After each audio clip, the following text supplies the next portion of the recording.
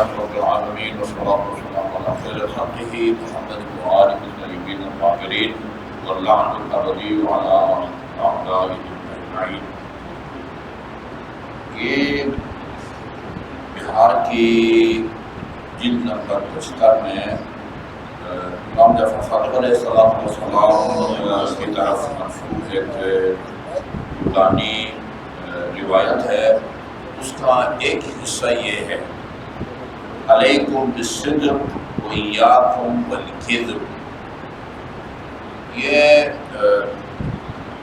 کچھ کام ایسے ہیں کہ جن کو ہر عقل مند، چاہے وہ خدا کو مانتا ہو، ہم رسول اور آگے امام کی بات نہیں کرتے، چاہے وہ خدا کو مانتا ہو نہ مانتا ہو، غیب پر اس کا ایمان ہو یا نہ ہو، کچھ کام وہ ہیں کہ ہر عقل مند کے نزدیک وہ پسندیدہ ہیں، قابل تعریف ہے، اور کچھ کام ایسے ہیں کہ جو ہر عقل مند کے نزدیک قابل مذمت ہیں اور ناپسند ہیں۔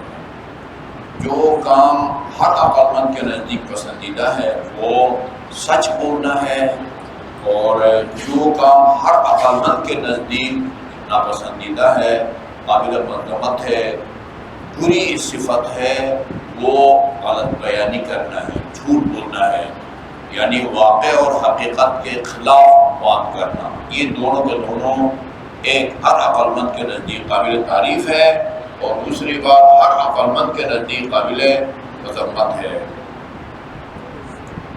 وہ مجھے یاد ہے ایک خطبہ میں جھوٹ کے بارے میں ہم بول رہے تھے۔ کچھ موارد اور مقامات ایسے ہیں کہ جہاں پر جھوٹ بولنے کی اجازت دی گئی ہے اور وہاں سچ بولنے سے منع کیا گیا ہے۔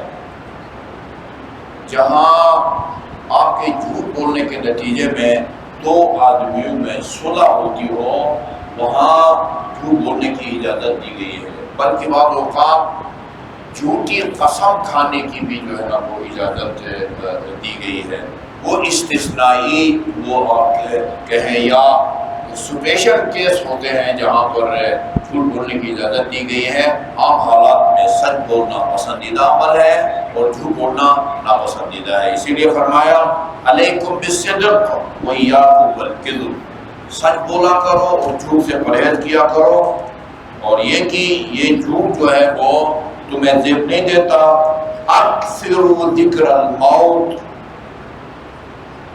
کثرت سے موت کو یاد کیا کرو، چونکہ فَإِنَّهُ أُرْوِيَ، مجھے یہ بتایا گیا ہے کہ أَنَّ ذِكْرَ الْمَوْتِ أَفْضَلُ الْعِبَادَةِ، موت کو یاد کرنا یا موت کو یاد رکھنا یہ بہترین عبادت ہے۔ أَكْثِرُوا مِنَ الصَّلَاةِ عَلَى مُحَمَّدٍ وَآلِهِ، اور محمد اور آل محمد پر کثرت سے صلوات بھیجتے رہو۔ جب بھی فرصت ملتی ہے، زبان فارغ ہو، ٹھیک ہے جی، وہ زبان کو جو ہے نا وہ فارغ رکھنا یہ ایک طرح کا اسراف ہے۔ جب بھی زبان فارغ ہو معمول بنائیں کہ یا محمد اور آل محمد پر صلوات بھیجیں، یا تسبیحات اربعہ پڑھیں، یا جو ہے نا وہ سورۃ اللہ کی تلاوت کریں، یا لا الہ الا اللہ، لا الہ الا اللہ۔ ایک دن میں نے عرض کیا تھا، آیت اللہ محسنی رحمۃ اللہ علیہ فرماتے ہیں کہ اگر آپ ایک بھری محفل میں بیٹھے ہوں اور ایک ایسا ذکر کرنا چاہیں کہ لوگوں کو پتہ بھی نہ چلے کہ آپ ذکر میں مصروف ہیں، کیونکہ وہ جس ذکر یا جس حرف کی ادائیگی کے لیے وہ جو ہے نا وہ لبوں کو حرکت دینا ہوتا ہے، لب کو لب سے ملانا پڑتا ہے، بے ہے یا میم ہے، وہ حروف اس میں نہیں ہے، اور وہ لا الہ الا اللہ ہے۔ آپ تجربہ کر کے دیکھیں، لا الہ الا اللہ بولنے کے لیے آپ کو لب سے ملانے کی ضرورت نہیں ہوتی ہے۔ لا الہ الا اللہ سورہ توحید کی تلاوت، یا اللہم صلی اللہ محمد وآل محمد، سبحان اللہ والحمد للہ ولا الہ الا اللہ واللہ اکبر، کثرت سے محمد و آل محمد صلوات بھیجا کرو۔ وَالدُّعَاءُ لِلْمُؤْمِنِينَ وَالْمُؤْمِنَاتِ فِي آنَاءِ اللَّيْلِ وَالنَّهَارِ، رات کو بھی دن کو بھی مومنین اور مومنات کے لیے جو ہے نا وہ دعا، یہ روایت میں نے پڑھی ہے، جو آدمی اللہم اغفر للمؤمنین والمؤمنات والمسلمین والمسلمات الاحیاء منہم والاموات، یہ دعا مانگے اللہ تعالیٰ حضرت آدم سے لے کر قیامت تک آنے والے انسانوں کے برابر آپ کے نامہ اعمال میں نیکیاں لکھتا ہے۔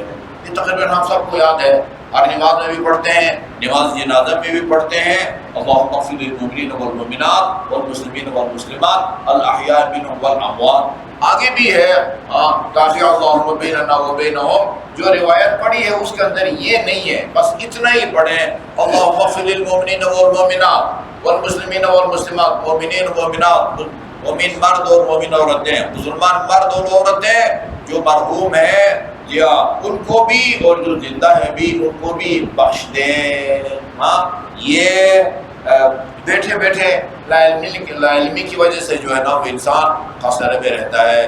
وہ کہتے ہیں ایران میں ایک تاجر کہتا تھا مجھ بہت جو ہے نا وہ خسارہ ہو گیا ہے۔ کیوں خسارہ ہو گیا ہے؟ پیسہ نہیں ہے، ٹھیک ہے نا، پیسہ ہوتا تو کماتا، لیکن پیسہ نہ ہونے کی وجہ سے نہیں کما پا رہا، لہٰذا بہت جو ہے نا وہ نقصان برداشت کر رہا ہوں۔ ہم بھی نقصان برداشت کر رہے ہیں بیٹھے بیٹھے جو ہے نا وہ یہ اللہم اغفر للمؤمنین والمؤمنات والمسلمین والمسلمات الاحیاء منہم والاموات۔ دیکھیں کہ آپ کے نامہ اعمال میں جگہ ہی نہیں بچے گی، ہاں فرشتوں کے لیے جو ہے نا مشکل پیش آئے گی۔ والدعاء للمؤمنین والمؤمنات فی آناء اللیل والنہار، دن کو بھی اور رات کو بھی۔ فإن الصلاة علی محمد وآل محمد افضل اعمال البر، بہترین نیکیوں میں سے ایک نیکی، بلکہ نیک کاموں میں سب سے افضل نیکی وہ محمد اور آل محمد پر وہ صلوات بھیجنا ہے۔ فإنه ليس شيء من الأعمال عند الله عز وجل بعد الفرائض۔ اس کے بعد فرمایا پھر یہ نسبی ہوتے ہیں اعمال جو ہے نا، بعد الفرائض افضل من ادخال المؤمنین، یعنی فرائض کے بعد، فرائض نماز روزہ حج وغیرہ، ان کے بعد باقی نیکیوں میں مومن کو خوش کرنے سے بڑھ کے کوئی بڑی جو ہے نا وہ نیکی نہیں ہو سکتی۔ ایک مومن کو البتہ جائز کام کر کے اس کو خوش کرے۔ میں ہمیشہ بریکٹ میں یہ کہتا ہوں کہ جائز کام کر کے مومن کو خوش کرو۔ وہ کچھ لوگ جو ہے نا وہ ناجائز کام کرو تو خوش ہوتے ہیں، نہیں، جائز کام کر کے مومن کو خوش کرنا ہے۔